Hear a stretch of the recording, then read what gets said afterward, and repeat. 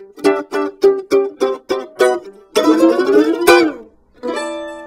this is Anthony Hannigan. Welcome back to musicmoose.org.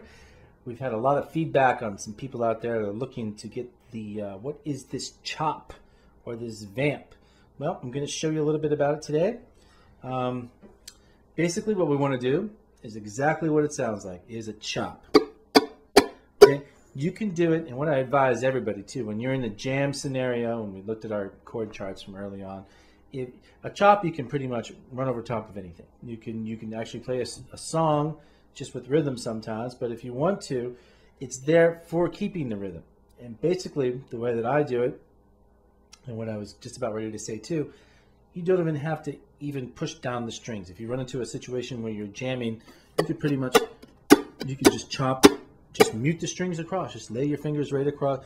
Your buddy says, hey, this song is going to be in C sharp. And you're like, whoa, a C sharp? I don't know where the chords, I forget my chart. You've lost at range, you've lost your tape on your mandolin, you have no idea, and you're still a firm believer of no capo, so you're going to try to play it, but you don't know. So basically what you could do is just sit there and just lay your hands over top of it and just get into that.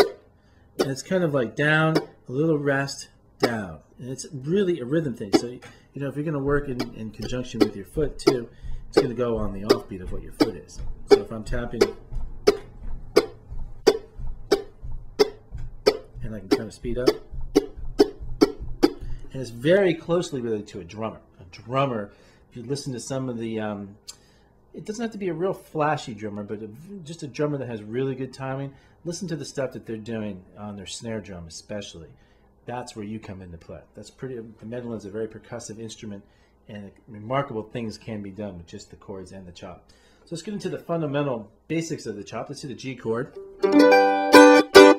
So if I'm going to just play a G chop over something, and here I'm just taking my fingers and actually laying them down and deadening it off a little bit. So I'll do it with the full-fledged chord. And what I do, I'll try to get Joe to zoom in here on my left hand a little bit on the actual chord. I'm striking the chord, and then I let it up for just a brief second. So if you watch my finger,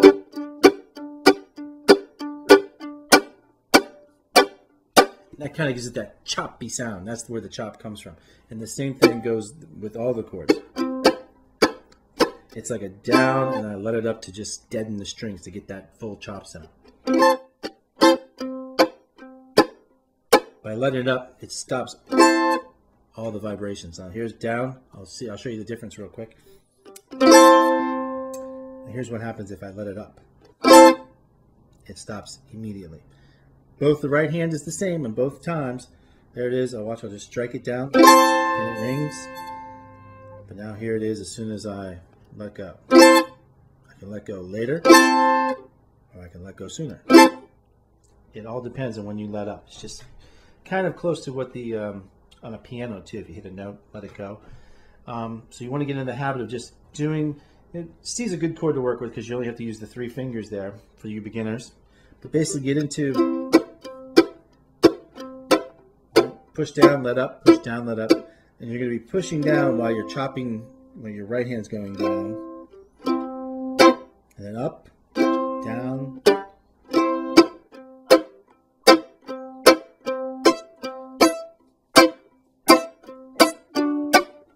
There's your D. And this is one of those exercises you don't want to be afraid of how hard you're going to hit the instrument. You want to get some volume. You want it to sound like you're out in the middle of a hardwood forest cutting down the biggest tree with an axe. And that's pretty much the sound of the chop. It's the same as the snare on the drum kit. You want to get some sound. It doesn't, if you're just chopping like that, it's not going to really cut it when you're in a pretty serious high-end jam. But to get there and just offer that, because that's what they're looking for. They're looking for, hey, I need that rhythm. And there it is. And it's actually, if you start working it up with all your chords, you can just run it. And all I'm doing here in the right hand is just throwing it down, just straight down. Now, the position of the right hand is slightly different from when I solo and play, play lead stuff. When I play the lead stuff, I'm kind of down here, anchored just a little bit behind the bridge with my palm, just kind of sitting right there, resting, not interfering with the strings unless I'm doing it on purpose where I want to mute them.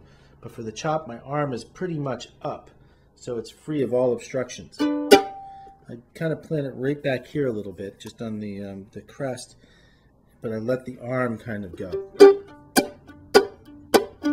Or if I switch over to lead, I'm right back down where I'm planted again, so I can just move my wrist. So again, with the chop, we're going down, letting go of those strings, let go, push down, let go, and chop it. Now there are some folks, I know in the folk circles, I've actually seen them just kind of alternate the chops, which might get a little confusing with what the guitar players are doing. And your role is just pretty much offer that rhythm. It doesn't have to be the chord. I mean, we could play an A, and I could just sit here and go. I could run a scale up.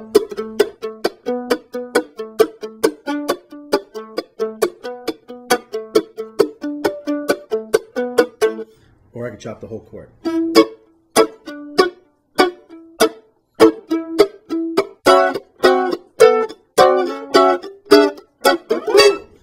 Hey, this is Anthony Hannigan. Thank you so much for tuning in and checking out the chop on the mandolin.